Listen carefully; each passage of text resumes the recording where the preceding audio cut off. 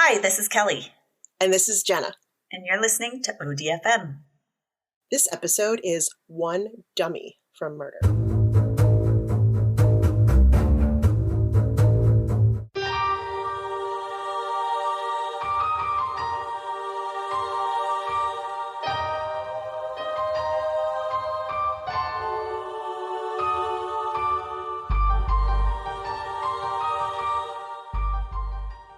We have to do a shout out to Carrie.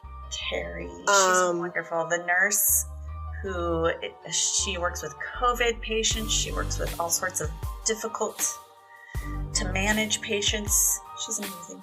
She came in and said that listening to our crazy ass podcast has been kind of a therapy for her. So we thank you for listening. That's so cool. It's really awesome to hear that. Thank you for sharing that with us, and a shout out to you because, we're just doing this in our free time. Yeah. With our own money and stuff. And so you're to working hear that your ass off on the front lines. Right. Exactly. So if we could do something to put something positive out there, considering the fact that this podcast alone is going to send us to hell, it's kind of weird, but awesome at the same time. Yeah. I'm glad I can take a little humor, inject a little humor into our week. But get ready to laugh and be horrified. Oh, shiced. Okay. I'm ready. All right, here we go. This is Indianapolis, Indiana, summer of 1994. Oh, yeah. So this would be like the summer after our freshman year in college. Yeah. Woo-woo! When we had no idea what the hell we were doing. Oh my God, I was so poor. I worked so many jobs. Yep. It was stupid. I had no direction. I had no idea what I was going to do. Yep. I was a hot mess. This is a great name. This reminds me of like a superhero or something. They always have names where it's the first name and last name are the same letter and stuff like that. It's always like a superhero. Okay, so this is Virgil Vandegrift. Ooh, Vivi. Vivi. So Virgil Vandegrift is a private investigator who is regularly hired to find missing people. Oh. The law at the time, which is crazy, was that someone wasn't considered missing in Indiana until they are gone for 24 hours. And then the report goes to a district detective. And then if they're not located within 30 days, the case is handed over to the Missing Persons Bureau. Oh my God. Seriously, so like right? A full month, basically, of them being gone. I mean, totally. So much time. Exactly. And we know that that's not a great way to do it because, there's that show called The First 48. Yes. Hi. I think this was not like if it was like a missing child or someone was taken. It was just that like it was an adult. Okay. Still. And they were missing. So it was kind of like, well, you have the right to. Yeah. To go missing if you want. Right, exactly. It is your God-given right that all the time. to go missing. I know. I think about that all the time. I think I should just go missing now. Go missing? Yeah. So anyway, since a lot of families didn't want to wait that long, obviously, they would go to a private investigator.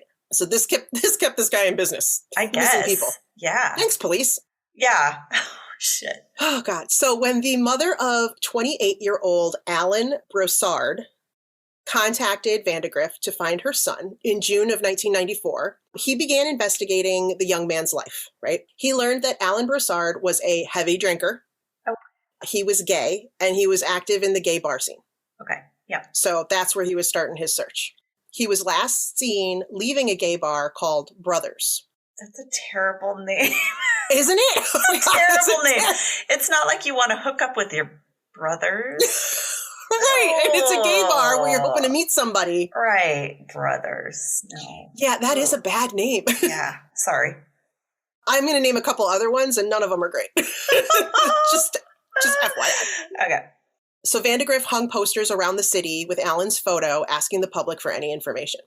Okay. A month later, a second mother contacted him, asking for help locating her missing son, 34-year-old Roger Allen Goodlett.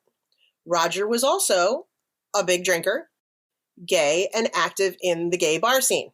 Okay. Sound familiar? Yeah. Uh-oh. There's a pattern happening. Right. So she told Vandegrift that the last time she saw her son, he had left the home that they shared and went out to a gay bar on 16th Street in downtown Indianapolis. So again, another mother who's like, her son's going out to do his thing and never came back. So while investigating these missing men, Vandegrift came across an article in a local gay lifestyle magazine called The Indiana Word. And there was a story about a 31-year-old man named Jeff Jones who had disappeared the previous summer, seemingly without a trace. And he learned that an Indiana police detective named Mary Wilson was working on the disappearances of other gay men in the area. Oh, God. So that's scary. Yeah, this is starting to sound like a thing, right? Yeah. Then he was contacted by a man known as Tony Harris, which is a fake name because to this day he wants to remain anonymous. Oh, okay. Understandable. Right? Tony had known Roger Goodlet from the gay bar scene. They were friends. Okay. He had seen the missing posters and believed he knew what happened to Roger Goodlet. And he had an incredible story that he tried to tell police, but they wrote him off. Like it was too crazy to believe. Oh, so no. I am going to tell you Tony's story. Sorry. You might want a drink. Okay, I'm going to Mine's take a drink. just sweet tea, but still. Yeah, mine's just water, but that's okay. Mm-hmm. Anybody listening, if you got a shot, you might want one now. Take a shot now. Okay. According to Tony, while at a local gay bar in town, the 501 Club, which just makes me think of Levi's jeans. Yeah, that's what I was like. That is hilarious because I thought denim instantly. Right? Denim. Why did I so think the 501, the 501 Club. He came upon a man he'd seen before, but had never spoken to. He was tall and lanky and quiet, kind of awkward. Okay. Which, like every teenage boy. Yeah, well, this was a guy in a local bar, so he was a man. So he was a man. But still, so he retained his lankiness. I would imagine, just from what I know, and I don't want to put myself in their shoes, but not everyone is comfortable being out. So probably not strange for a quiet, lanky guy to be at a gay bar. It's kind of looking like kind of hanging out of place. back. Yeah, hanging back. Right. Oh, watching the scene. The man was staring at Roger Goodlet's missing persons poster that hung behind the bar. Okay. This is a quote from Tony. I just had a feeling by the way he was captivated by that poster that he was the man who killed my friend Roger. Oh. Something in his eyes. Whoa. Yeah. It was just, it was not like a curious or like who's this? It was like. I wish I knew this guy because I have so many things I need to ask him about my life. Right? Am I on the right path? Right. So Tony introduced himself to the man. Wow. The man said he called himself Brian Smart, and thinking he could try to get information out of him. BS. Oh, and it is. Oh. Total fake name. So, Yep, it is a BS name. Good catch, Cal. So he thought, well, if he chatted him up, he could probably get some information to try to help find Roger. What a guy. Yeah, this guy's ballsy. Yeah. I don't think I would have be like, nope, you're a serial killer, have a feeling. Bye. Right? Brian Smart said that he was a landscape artist from Ohio, and he was staying at an empty house outside of town that he was preparing for new owners. Oh. So he invited Tony back to the house for a cocktail and a swim. Oh, God. No thanks. Yeah. So, Brian drove them in his car. Oh, he went. Oh, my God, he went. He went. Oh. So, Brian drove him in his car, which Tony noted had an Ohio license plate. They headed north out of the city into an upper-class suburb. They entered a neighborhood with large houses and horse farms, properties that had acres of land. Okay. So it wasn't like a Estates. suburb where it's all these houses and stuff. There's estates. Space. Yes. Oh, shit. Estates, lots of space. Which always makes me think of the beginning of the movie Scream, where she was like trying to run to the neighbor's house, and there was like this massive field between her and the next house, which always freaks me out. They pulled into a long driveway and stopped in front of a large Tudor-style mansion. The house was dark, and they entered through a side entrance and passed through the garage, which had several cars, including an antique one. Wow. Nice. Fancy, right? Yeah. They walked through several messy rooms with boxes and furniture haphazardly arranged. That's weird. And then down a set of stairs to a large rec room with a wet bar that connected to an indoor pool. Dang. Right? And then there's pictures of the pool. It had like sliding glass doors against one wall so you could look out into the property. Yeah. It was kind of crazy. The room was cluttered, and staged all around them were mannequins dressed and posed as if they were guests at a pool party. No, bye, out, running, bye. Right? No. Creepy. Got pictures of them too. Oh, shit. Very creepy. No. I'm out. And when Tony asked about him, Brian said, well, he got lonely down there and they kept him company. That's creepy as fuck, that makes right? me want to cry. No. That's creepy as fuck. Then Brian excused himself for a few minutes, and when he returned, he seemed looser and less timid. Oh, God. I'd be like, I'm excusing myself as well. Right? The good news is that he offered Tony drinks, and Tony refused, good job, too. Right? He was trying to keep his, Smart. right? Yeah, because it could have had, like, roofies in it or something. Jesus. Right? But based on his previous experience, he assumed that Brian had left to go use some cocaine because he was much looser, much less timid, yes. and just the way he reacted, In he was like, yeah, I could see it being a thing. The pool was a lap pool, and Brian insisted that Tony swim, which he did, naked. Because, who had, right? Right, I didn't bring my suit. Because why not? Okay.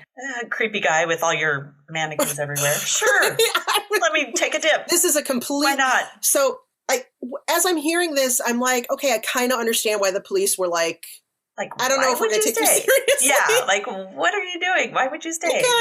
Exactly, right? Because what sane person would... Right. Maybe yes is pretty hot or something, Brian. No, I got some pictures. He's not. Gosh. He's not hot. He's not hot. I guess this guy's like a true detective then. Like, he'll put himself out there to find the fact. He was pretty determined because it's about to get weirder. Oh, shit. Weirder than the mannequins. Okay, Tony. So while Tony swam naked, Brian was chatting about numerous topics. Then Brian said, hey, I just learned this really neat trick. Oh, God. If you choke someone while you're having sex, it feels really great. You get a really great rush. Okay, thanks, Brian. I think, time to go. Look at my watch. Look at what time it is. Look what time it is. Oh, God. Oh, Jesus. Brian pointed to the carotid arteries on his own neck and said, you just want to pinch these two veins. And it's such a great buzz. You should see how someone looks when you're doing it to them. Their lips change color. That's how you can tell it's working. No. Oh, God. And that, sir, is when I ran screaming out of the house. But no, he did not. Let's try it. Tony thought the only way to find out what happened to Roger was to go along with it. What? That is not the conclusion I would have made. Tony, I'm kind of questioning your sanity now.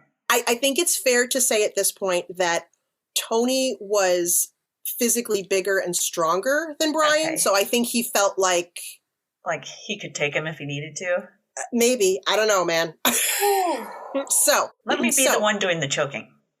And we'll see how that goes. Oh, God. So Brian stripped down and laid down on a fold-out couch in the corner of the room and directed Tony to slip a pool hose around his throat while he masturbated. Wait, who was the one masturbating? Brian. And he was the one having the choking done to him. Okay. Oh, okay. Okay. All right. So he had the impression that Brian had done this many times. Yeah. He seemed like he had the whole situation down to a science. Okay. Then Tony laid down and placed Brian's hands on his own neck. No. Yeah, stop it. No. Right? Dude, not a good idea. Right? And again, I don't know why the police thought that you were batshit crazy. Brian tied the hose around Tony's neck and tightened it. And as the blood pressure started building in his head, Tony faked unconsciousness. Oh, okay. That's smart. God. Okay, Tony, I'm liking you a little better right now. Okay. Whew. He felt Brian ease up, then pause. Okay. Then Brian whispered his name. Then he started shaking Tony violently. Okay. Tony opened his eyes and grinned. Oh, just kidding. So funny, right? Oh my God. Which enraged Brian. Oh. And he yelled, you scared the shit out of me. You know you can die doing this? There have been accidents. Oh. Have there been? Have you seen them? So Tony took the opportunity to ask him about these so-called accidents. Oh my God, trying Tony. to get information on his missing friend. Wow. But Brian calmed down and just acted as if the whole thing was a game. Right? God. Brian was obviously under the influence of something, and he began slurring his words and eventually drifted off. Oh. I'm leaving now. I should have left 2 hours ago, but I'm going to leave now. But he had Brian drive him. Oh. shit. And I didn't write it, but I did read because I was like, why wouldn't he take his own car? Like, yeah, at least a getaway. But he had said, and this kind of made sense, that he was worried if something happened to him, if his car was left in the parking lot at the bar, people would know he was missing. But I'm like, but if you're missing, you're just one of the other guys, and it doesn't help anything. Yeah. But anyways, that was his thinking. Oh, okay. Okay, so he couldn't leave by himself. He didn't even know where he was. Jeez. Okay. Brian drifts off. So Tony suspected that Brian Smart was not the man's real name. Weird. Right. And that he was not a landscaper preparing an empty house for new owners. No, probably not. And so he went upstairs to investigate. What he found was a home that was sparsely furnished, but cluttered, and very much lived in, with children's toys and women's clothes. Creepy. Mm-hmm. Okay. Mm-hmm. So then Tony went back downstairs, hoping to go through Brian's wallet and maybe find an ID. Yeah. But Brian woke up before he had the opportunity. So after some convincing, Brian agreed to drive him back to Indianapolis. Oh, my God. When he dropped Tony off, Brian told him that he was a good sport and asked to meet him again at the 501 Club the following Wednesday. Hey, that was fun. Let's do this again sometime. So much fun. I enjoyed noodling with you. I thought maybe we'd need a break after that lovely story. Tony, holy cow. I can't decide whether he's badass or a dumbass. Or, you know what? I think it's a fine line. Yeah. I'm pretty sure it's a fine line between badass and dumbass. I know. I'm like, God, dude. Oof. Dedication. I don't think, right? So Jen, if you get kidnapped or if you disappear and so someone tells me that, maybe I can reenact how you disappeared to find you. Right. I might be like, can I bring a friend? Or right? I don't know. Oh my God. I mean, I don't know if I'd be brave enough. Yeah, no offense, Kelly. I don't think that I'm that good of your friend. That No. I don't blame you. In danger. No, I don't blame you. No, I'd rather you just tell my story afterwards. The podcast, whatever, crime podcast solves my murder. Wow. Okay, so Virgil Vandegrift tried to get as much information as Tony could remember about the location of the house. He realized it would be in one of the wealthy suburbs of Hamilton County, Indiana, which was a county north of the county where Indianapolis is. So it's a different jurisdiction. Gotcha. Is what he assumed. Unfortunately, it had been dark, and all Tony could remember about the neighborhood was that there was a sign that said something farms. Oh, I'm sure they all have that name. Right? Yeah. Exactly. Plus, it's like acres and estates and horse farms. So, So every estate has a farm. So that Wednesday, Vandegrift went with Tony to the 501 Club, and he had an associate posted out in the parking lot as well. And they stayed all night, but Brian didn't show up. Of course. Right? He's probably got new friends. Got stood up. Yeah. Vandegrift took this information to the Indiana Police Department and spoke to Detective Mary Wilson in the Missing Persons Department because he knew she was already looking for some missing gay men, right? So he was like, this is the person I want to talk to. Detective Wilson had been the lead investigator on the Jeff Jones case, the one that Vandegrift had read about from the previous summer. So he's like, this is who I want to talk to.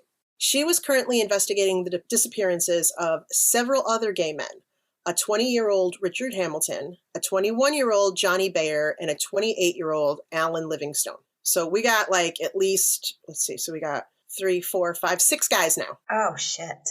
Okay, yeah, there's a definite pattern. Something's going on, right? And they're all young gay men. They all were similar-ish looking. Going out to the bars. Mm-hmm. Detective Wilson drove Tony Harris all over the suburbs north of Indianapolis, but nothing looked familiar to him. Oh, no. She had undercover officers in the popular gay clubs talking to patrons and bar owners. Wow. But no one could help them find Brian Smart. So she told Tony what she really needed was a license plate number. Oh. Hoping that Tony and his friends would have a better chance than her undercover officers. So keep an eye out. That could be, yeah. A full year went by. Oh, no. Then on August 29th, 1995, Tony saw Brian Smart walk into a club named the Varsity Lounge. Oh, gosh. Yeah, weird name. That's a little bit better. I like that one a little better. Yeah. Yeah. Like, you kind of like varsity guys are usually the hotter dudes. There you go. Yeah. So the two men chatted at the bar. You know, Okay. like, hey, been a long time. Remember that night? Ah, noodle. And Tony made sure to walk out with Brian Smart and took note of his license plate. Wow.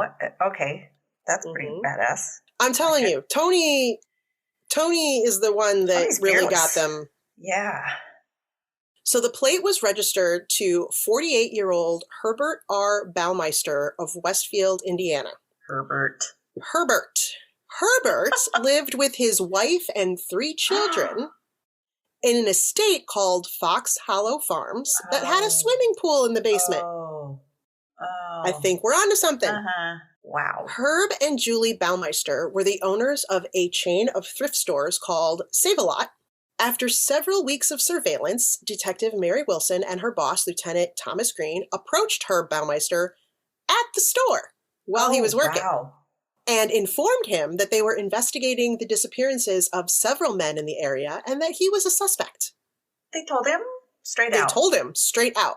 And they noticed that this made him extremely nervous and awkward. Yeah, I mean, yeah. Right? Oh, she is. Right. And then they asked to search his home, but he refused and told them to speak to his lawyer. I don't really know what they were expecting to happen. Yeah. Oh, okay, come on in. Right, exactly. Can I get you some coffee? Like, what did they think was, I don't know. Come look at my But I guess they wanted to see how he reacted. Wow. Possibly. Okay. So since that was kind of so he's not going to give us anything. All right. Then they attempted to gain access to the house through Julie Baumeister. They also approached her as she was working at the other store, and they informed her that they were investigating her husband for a homosexual homicide. Your husband. Yeah, maybe you should find a different way to say something. I don't. Right? Yeah. So I watched this documentary on A&E called The Secret Life of a Serial Killer. Ooh. And I wrote down this quote that she said after they came and confronted her. Okay. Quote, I cannot begin to tell you the degree of life that left my body at that point. Oh, shit, I bet. Right. That's a great way to put it. Oof. I just went blank, and I thought, what is homosexual homicide? I was trying to make and define the word homosexual, and I can define homicide. Now, how do you define them together? Like, she was like, what are they trying to tell? Like, she was like, oh, she just couldn't. What are you trying to tell me? Together. Like, what, like. She couldn't fathom him being homosexual at all. She couldn't fathom him being homosexual. She couldn't fathom him being a murderer. It was like, all this information is coming at me. She said, I just wanted them to leave so I could cry. Oh, that's sad. Oh. Right? Julie, understandably, was shocked and upset. Yeah. She refused the police's request to search her home. Okay.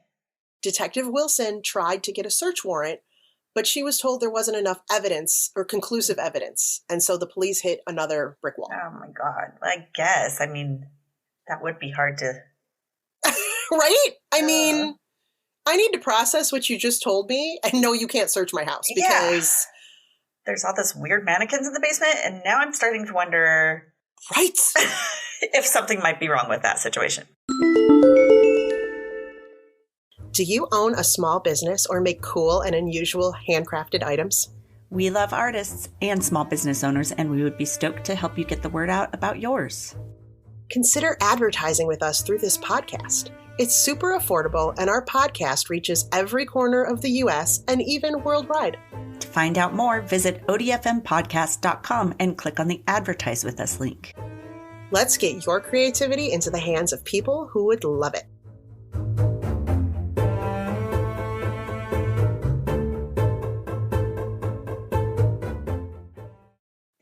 Find your happy place. Shit's going to keep getting weird. Now.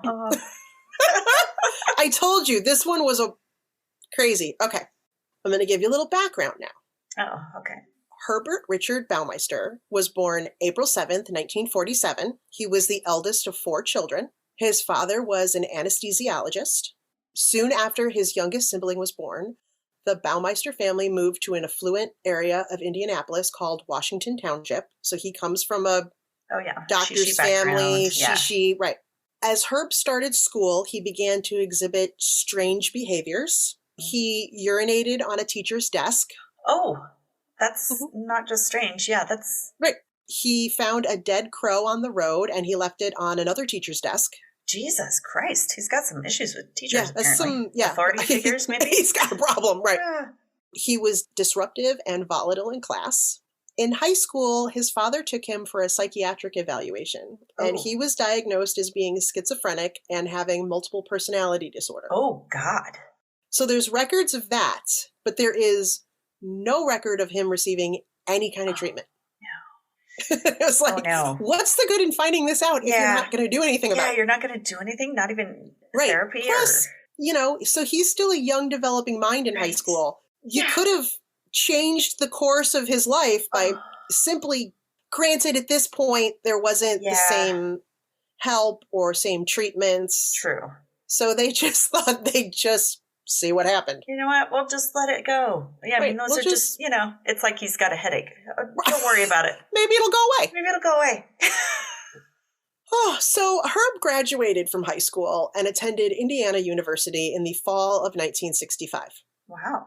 But he dropped out after first semester. Okay, yeah, I was surprised that he got through high school, let alone, right? With those. His father pressured him to return, so he enrolled again in 1967 to study anatomy. Just going to leave that there. Mm-hmm. And he didn't even finish the semester before dropping out again. Oh, God. Okay. But while he was at school, he met a journalism teacher and a part-time student named Juliana Sater. This is future wife. Yeah, this is where it all starts to go wrong. They had a lot in common. They were both extremely conservative, and they both dreamed of owning their own business someday. So they had a bond. Herb and Julie got married in 1971.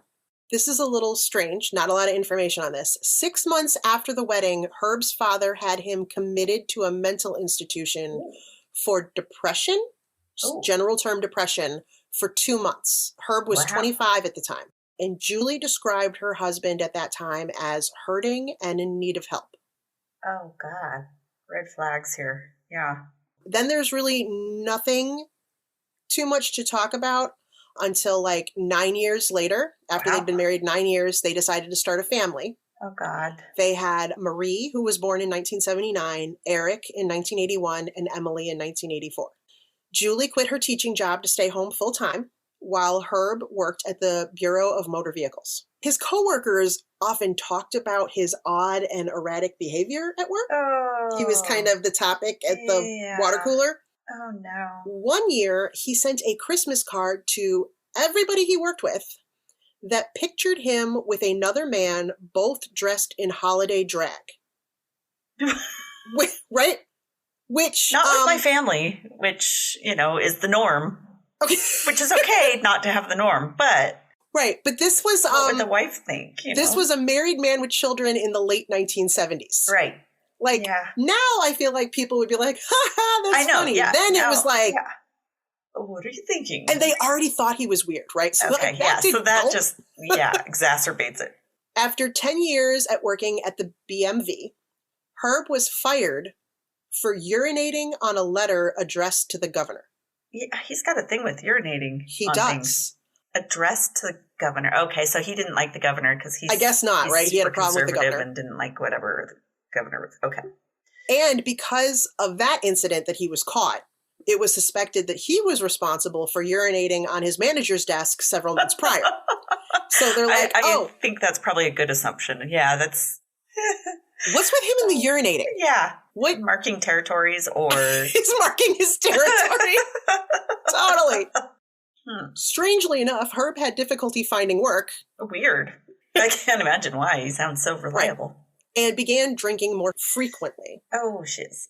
In September 1985, he committed a hit and run while drinking and driving. Oh, no. 6 months later, he was arrested for stealing a friend's car. Then in 1986, when Herb was 40, his father passed away. Oh, uh-oh. There didn't seem to have an effect on him that they could tell, but all these things were kind of happening, right? So now that his father has passed, 2 years after that, in 1988, he borrowed $4,000 from his mother, and he and Julie opened the Save-A-Lot thrift store.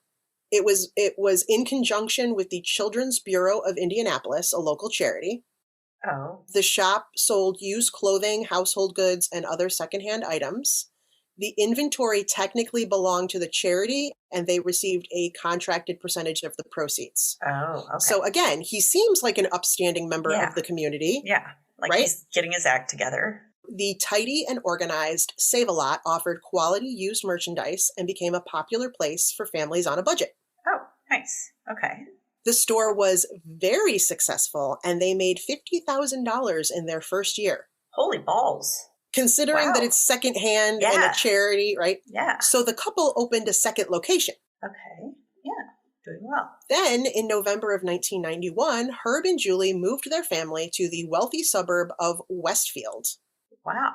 They bought an 18-acre horse ranch called Fox Hollow Farms with an 11,000 square foot two-door style mansion with 4 bedrooms and an indoor pool. So I just don't know how they could be making that much money. I also feel like it's a little odd that they're selling secondhand things for charity and then they went and bought a mansion. Yeah, exactly. That's kind of like a little underhanded. Kind of like those televangelists with the mansions. And, right? We need your money. We need your money. Yeah. Yeah, I was reading that and I was like, wow, okay. So here, we're trying to help these low-income families. Well, we're in our mansion with the pool. It's just like, yeah, it's weird. Sleazy a little bit. Yeah. Right? A little slimy. So, although the Baumeisters seemed to be living the American dream, their marriage was far from ideal. Shocker. What? No. As is the case with most people. It always looks good on the outside. It does. This was true. This one was a little This one was a little beyond. I could see this. Herb was the decision maker, and his wife, he treated his wife like an employee.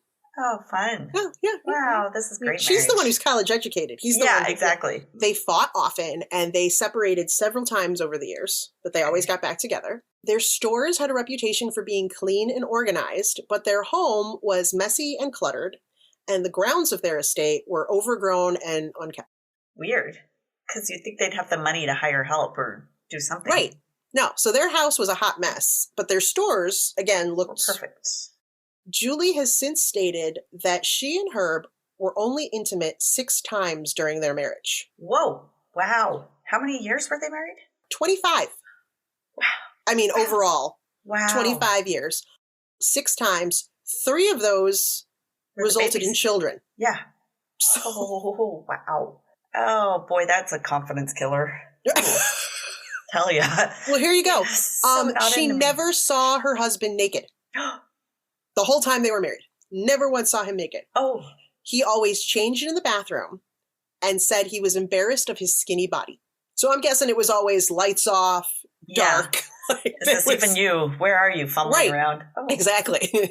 That's not 2 pillows. Sorry. Oh, good movie.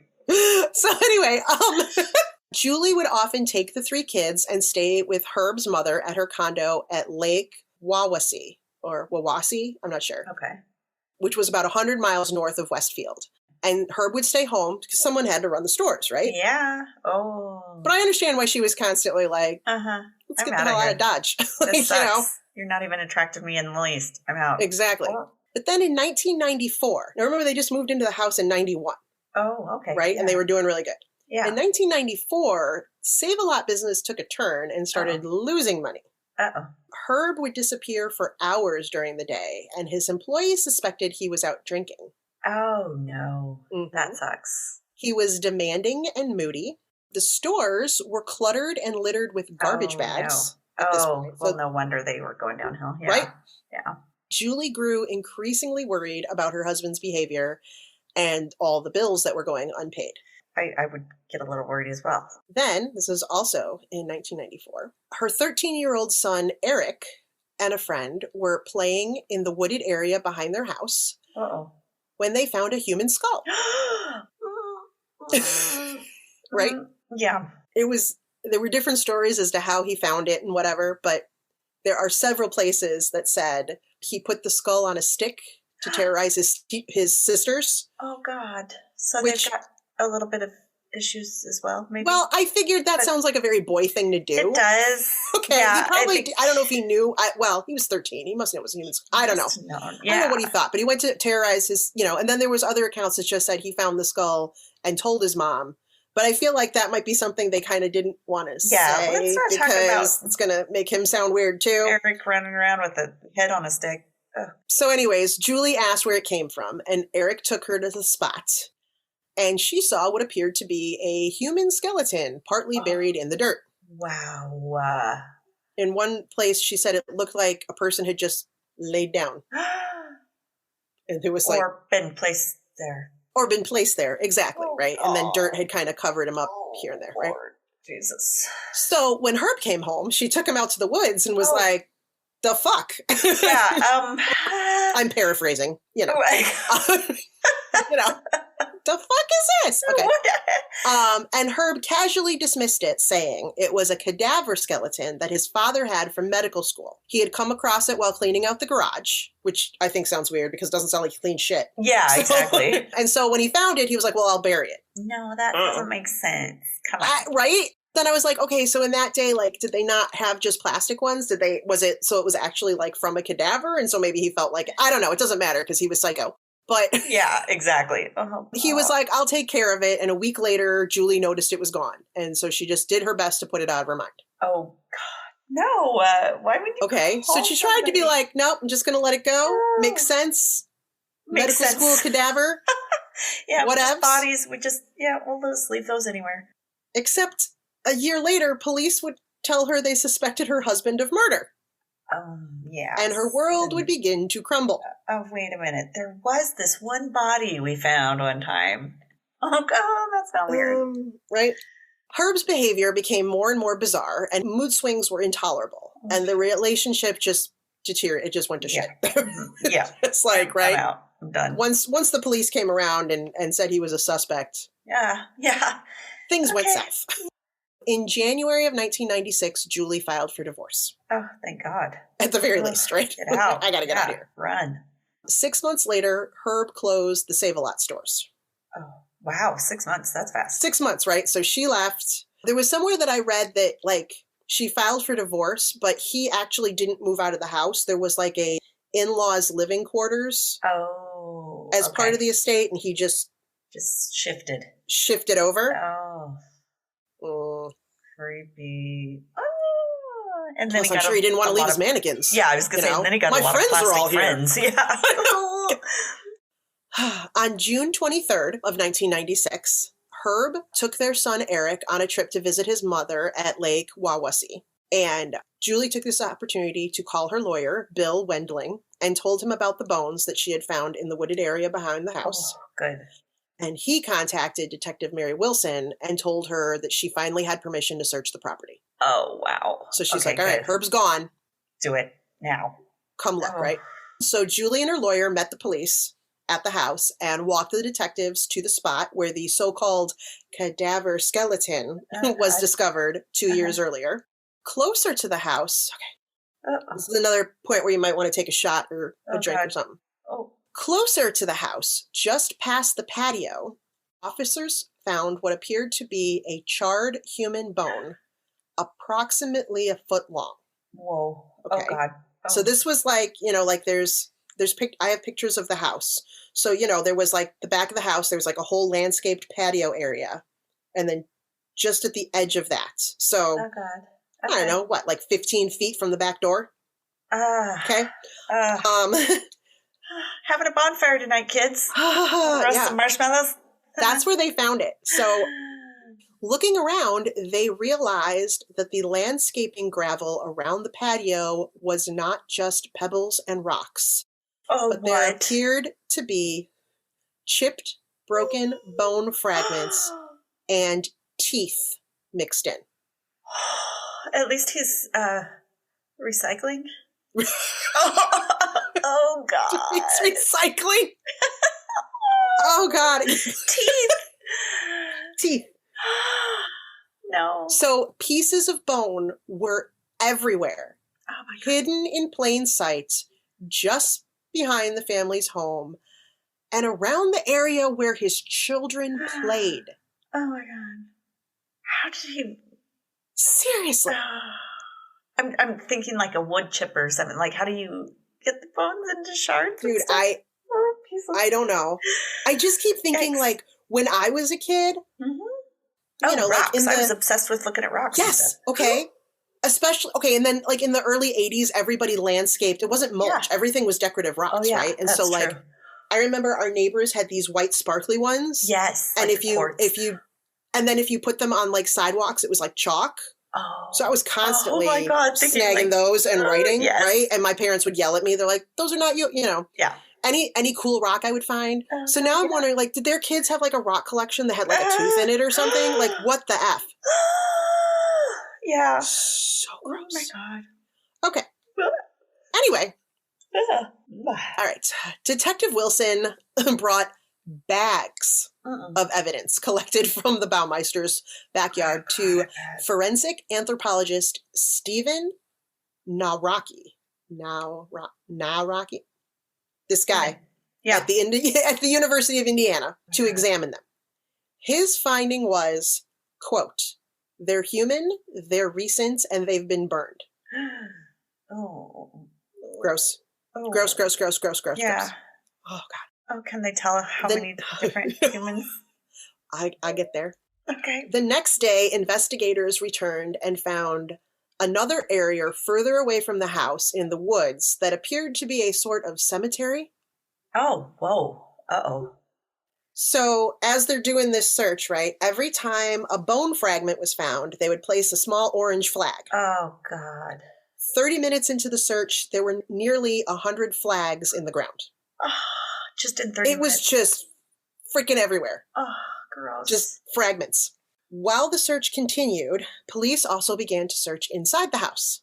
They found the mannequins, the wet bar, and the pool, just as Tony Harris had described it. But they also found a hidden video camera. Oh, my God. What evidence? But there was no tape inside. Oh, damn it.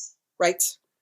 But still, obviously there was something going on in the basement that was worth recording. Oh, my God. Ew. As the search continued, Julie started to worry about the safety of her son, who's with her estranged husband, right? So she was like, if Herb finds out what's happening at the house, how is he going to react? Because he's already like erratic and nobody knows what the F he's going to do or what he's capable of. So the county prosecutor quickly drew up custody papers to remove Eric from his father. Oh, thank God. Luckily, Herb still wasn't aware of what was going on. Oh, thank God. Yeah. Okay. Because this was early 90s, still so mid 90s. Things didn't, right. Yeah. People aren't texting. There's no texting going, dude, you know what's happening at your house? Yeah. Oh, shit. Thank God. He was still unaware. And so when the police showed up with this custody thing, he just assumed it had something to do with their messy divorce and custody and all this. And he was like, oh, the bitch wants, whatever. So luckily, Eric was returned without any incident because that could have gone really bad. Right? Back at Fox Hollow, police were finding piles of compost where Herb had burned bodies along with leaves and garbage. Jesus Christ. Oh my God. I know, right? So then they began questioning Julie. Like, how was this happening? And you had the smell. No clue. So Julie explained that she often took her kids to stay with Herb's mother, sometimes for weeks at a time, especially during the summer months when they were out of school. Oh, okay. So police started comparing the dates of the trips when she was out of town with the dates of the missing men, and things were lining up. Oh my God. So he had this very carefully figured out, right? Everyone's out of town, time to party. Approximately 60 volunteers, including off-duty police and firemen, searched the 18-acre property. 5,500 bone fragments were recovered. Jesus Christ. Then, oh no, neighbors from an adjacent farm told police they had found bones on their property as well. No. Oh my God. So they led them to a drainage ditch that separated the two properties. The ditch had so many human ribs, vertebrae, and spines still intact. Oh, gross. Why didn't they ever call? If you saw a spine, I'd be like, yes. I read somewhere that it was like kids that had found it and they thought it was animals. It didn't occur to them that it would be people, I guess. But because they were intact, they weren't broken up. They actually stuck up above the surface of the mud. Like you didn't have to dig. You just like looked and it was. Oh my God. Bones. I don't have pictures of that. I can just. Yeah, you could just picture it. Also found in the ditch were cans of Miller Genuine Draft Beer, which was Herb's favorite, and handcuffs. Oh my God. Oh, wow. That's disturbing. When they finished the search, investigators estimated they had the remains of 11 men. Whoa. Only 4 were able to be identified using dental records. Yeah. Stephen Hale, 26, Richard Hamilton, 20, Manuel Resendez, 31, and Roger Allen Goodlett, 34. Wow. That was Tony Harris's friend, and that was the second mother who contacted Virgil Vandegrift. Oh, so my God. Tony was on the money there. That's what happened to his friend. Oh, Tony. Fast forward to 1999, DNA was used to identify 4 more victims. Wow. Johnny Bayer, 20. Jeff Jones, the one from the article, 31. Michael Kieran, 46. Wow. And Alan Wayne Broussard, 28. That's the man who's the first mother that went and contacted the private investigator. That was her son. Police have the DNA profiles for the other 3 victims, but they haven't been able to identify them with anybody. No. And they haven't found more missing people that either they weren't reported or whatever. They just they have the DNA, they just need something to match it to. So that was the most recent that I could find.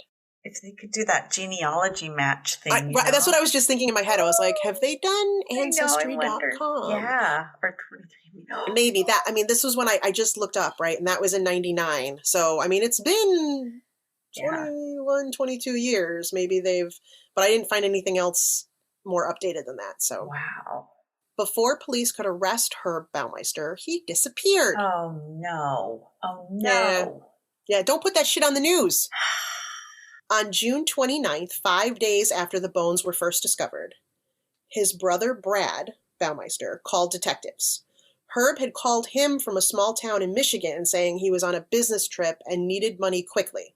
You need to go buy more mannequins. He was like, right. I'm heading to the mannequin warehouse. Right, exactly. I got shit to get. His brother sent him money. And then he heard about the discoveries at Fox Hollow Farm and called police. No. He didn't know. So he just called and then he was like, oh crap. So he called and he was like, look, I gave him money. I didn't know. No.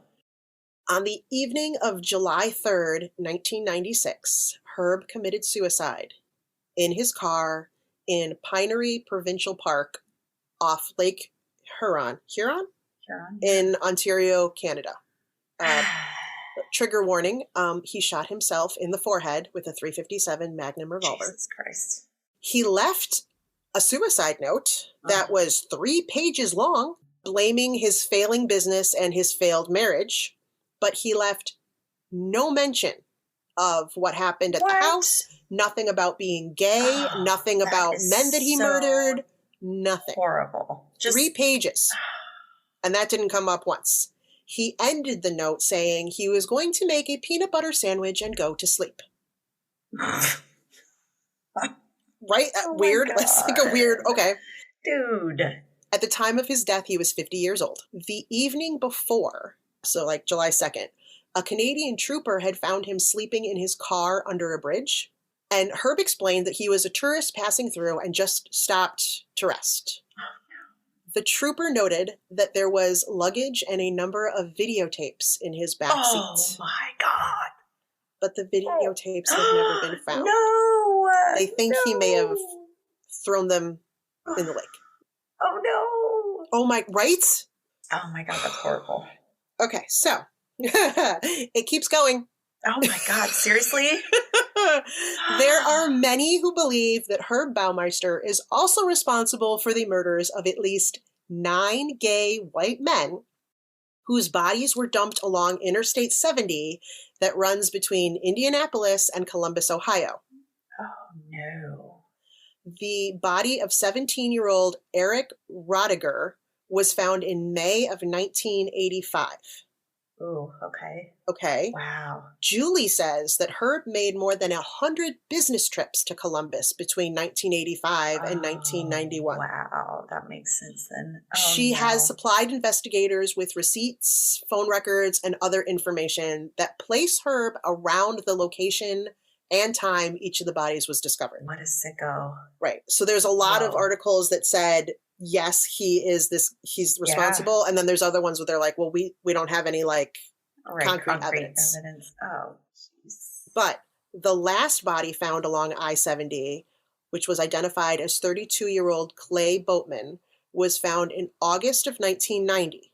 Okay. And not so coincidentally, Herb and his family moved into Fox Hollow in November of 91. Oh, so it's believed before that he didn't have access, so he was right. So he killed them on the road and then dumped them on the road, and then, hey, look, I have an 18-acre estate, is what people suspect. Yeah. Right. Oh, wow. So it's believed that once they moved in and he had a situation and a plan, that's when he started sneaking out to gay bars and bringing his victims home while his wife and kids were away. How sad. During the summer of 1993, 5 gay white men disappeared from Indianapolis. 5. 3 of them have been positively identified as Herb Baumeister's victims and were found on his property. In the summer of 94, 3 more gay white men disappeared. All 3 of them, their remains were found on the property. Yeah. Oh, God.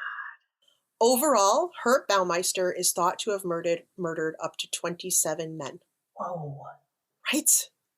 Also, Fox Hollow Farms is considered to be one of the most haunted places in Indiana. I can imagine. And there are several paranormal investigation shows that feature it. Oh, very which cool. I think is how I first heard about him. Instead of hearing about him via the true crime angle, it was a paranormal show where they were talking about, you should see some of them. They said they would look out in the forest and they'd see what looked like a man in a red shirt, but there was nothing from the waist down. Oh. And you saw him kind of walking into the woods. Ah. Yeah, right. So it's considered super haunted, which, right? Yeah. So that is the story. I have the chills of Herb Baumeister and his seriously fucked up life. Creepy ass dude. Uh-huh. It blows my mind that people like that have families. Seriously, it blows my mind. And I know there was some interviews with some of the victims' families who they're angry at the wife, and I feel bad because I also saw her in the interviews, and it's one thing to be like, dude, I made a mistake and I married this guy and I shouldn't have married him. This is a shit marriage. Yeah, and he's not good for me. But there's a whole nother leap to go to where he's also a serial killer. That's a whole nother. That's huge. Right? And it takes people a long time to work up their way to the conclusion that, hey, maybe this person isn't who I thought they were. Right. And so, how long would it take you to keep going to get to that point? Yeah. She just thought he was weird. Yeah. And moody and skinny. Yeah. And not attracted to her at all. Oh, apparently. That sucks. I know. There was also something that said that he had 0 girlfriends in high school. He didn't date at all. He didn't go out at all. I have a feeling he felt like he had to get married. Yeah. Yeah. He didn't have an option. Cover for his true sexuality, which sucks. Right. And it makes you wonder, had it been more accepted at that time, would it not have come to that? Manifested of course he has but he had this weird sexual asphyxiation. Yeah, that's not normal. No matter what your preferences are, that's it's a little kink. Not right. Yeah, kinky. Mm-hmm. He also had this preoccupation, or he was very preoccupied with the idea of urinating on things. Yes. What was that about? And the mannequins. The mannequins is really weird. That's why I had to go with one dummy for murder. Yes. I'm sorry. I don't care any other weird thing about him. If I went home with somebody and saw mannequins posed like they were his friends, I'd be like, out. I'm out. Oh God. That's enough for me. That reminds me when we were kids. So mannequins at stores, and I don't think they have this anymore. They'd have wigs on them, Mm-hmm. And so my brother and I'd be at the stores, and he would pull the wig back, so it was like they have this super forehead. My mom, so we'd try to get around to all the mannequins before my mom was done shopping, and she'd get so mad. They all look so funny with their half bald heads. You know what I used to do? I used to stand up by the mannequins and try to be very still. People. Because I was trying to get people to, but I was probably wearing like my coat. Right. And like, obviously my shoes look worn. Not fashionable. Right. And I'm just like standing there. I'm sure people, they probably just pretend not to see. Oh, yeah, they're like, look at the weird girl. But in my defense, my mom used to take us to the mall and we would be there for like days. Yes. So, like what were you going to do? You had to I know, it took forever. I remember that too. It was just like, I had to do something to entertain myself. Oh, God. It was so funny. I remember we were just peeing our pants thinking it was hilarious because all the mannequins would be so ugly with their hair half off. I wonder if he had gotten them for the stores, like they were going to pose. That's what I was thinking. Or something? Ooh, this one's good looking. I'm taking this one home. I have pictures though, and they're just fucking creepy. They're not good looking ones. Got pictures of that, the beautiful house, the property. Oh. And he was not a good looking guy. He was very much an awkward, geeky, skinny. Creepy. He didn't really come off as creepy. He just came off as awkward. Yeah, awkward and lame. Yeah. I would not, you know what? I think Tony is really lucky that he didn't drink anything because I have a feeling a lot of the so-called accidents happened because they were inebriated because he was not a big guy. He was skinny and lanky. And so that would be one way to take advantage of him or kill. Oh, creepy. All right, I should do my sources here. There was a lot of them. Oh shit, I bet. So murderpedia.org, The Dark Side by Joseph Geringer. It was part of Court TV's Crime Library. A&E's documentary, The Secret Life of a Serial Killer, which I could only find on YouTube, and the quality sucks, but I would highly recommend. Recording it, probably. I would highly recommend. That's where there was a lot of interviews with Julie Baumeister. Oh, interesting. I'll check it out. The book Where the Bodies Are Buried by Weinstein and Wilson, which I kind of want to go read now, but there were excerpts that I saw and I took information from. And then there was thoughtco.com. Huh. So that's this week's twisted freaking story. So I'm disturbed. So I hope everybody enjoyed the joy and laughter we brought. Oh, mannequins. Oh. Mannequins. Yeah. Mannequins. I don't fuck with mannequins. Did you ever see the new Ghostbusters, the girls Ghostbusters? Yes, I love that. There's a scene where the ghost possesses the mannequin and it starts following her. That's right. Oh, yeah, that's creepy. It was really good. I thought that was such a good movie, and I really liked it. It didn't get good reviews, and I think it was because it was women, and I'm mad about that. I know. You know what? I thought it was really funny. My kids absolutely loved it. My kids loved it too. And I loved Leslie Jones's character as Patty. She had the best lines. So good. She had the best lines. Like right before the mannequin thing, when she opened up the door and they were all like those mannequin heads, and she's like, "Oh, this is just a room full of nightmares." And she closed the door, and I was like, true. "That's my girl." That's so true. Right? I love it. I'm gonna have to watch it again. It's been a while. Yeah. We own it because they also, my kids also use the phrase from the beginning of the movie where it was like, "My pants are toast." They use that all the time. It was like, oh, what'd you do? Right, exactly. I wasn't that scared. You called and said, "My pants are toast." Okay. Anyway, also a plug for that movie. We're not getting anything from that. No, that would be nice. It's hilarious. Yes, it is a good movie. Thank you, everybody, once again for listening to us. We really appreciate it. I saw that we are at over 3,000 downloads. Nice. Which is... shocks the hell out of me. That's great. But it's so cool. It is very cool. We appreciate it. We really appreciate it. Yeah. It's nice to know that we're not just doing this and then it just goes out into the interwebs and just the cats are watching it. It's well, maybe that is all the downloads. It could be all the cats. Hey, whatever. I'll take a download. I don't care if it's feline, whatever. Yeah. If you get a chance, though, follow us or especially on Apple Podcasts, give us a review. Mm-hmm. Even if you don't want to write something, just give us a couple stars if you want to. Yeah. It'd be cool. And tell your friends about us. Yeah, share us. Yeah, share please. us. And we haven't gotten any photos of where people listen to our podcast yet. And I really want to see. I want them to post it on social media and tag us so that we know where they listen to us at. Because I want to know, is it the cats in the interwebs? Yes. Or is it Or real people? in a room full of mannequins? Right. Or... Is it, oh, Jesus. I imagine it's more humans in their cars, but who knows? Yeah, you never know. Who can say? Yeah. Who can say, right? That would be fun to see the felines. Right? Okay, driving their cars, listening? Yes. Oh, like wasn't it Toonses? Toonses. Yes. Toonses, the driving cat. The driving cat. Oh, so stupid, but so funny. It was. I don't know why it was so funny. I don't know either, but it cracked me up. It was hilarious, yeah. Go to the website if you want to see pictures, either the website or we will post them on Instagram and on Facebook. And I try to put them up on Twitter as well. I'm not nearly as good at Twitter. I'm working on it. I'm trying, but I'm not really good. I leave that to you. That is. I know. I'm not good with the Twitters. You're not good with the twats. With the twats. And email us any ideas or thoughts at odfmpodcast@gmail.com. Yes, please. If there's a weird story that you want us to talk about, or just like a crazy weird serial killer one that you're like, hey, I really would like to know more about this, but I do not want to put in the effort to find out. Like, I just want you to tell me. Something about it, yeah. We'll do it. Yeah. Send us some fan art. We're into fan art. Oh, we can maybe even make it into stickers, and we'll send you one.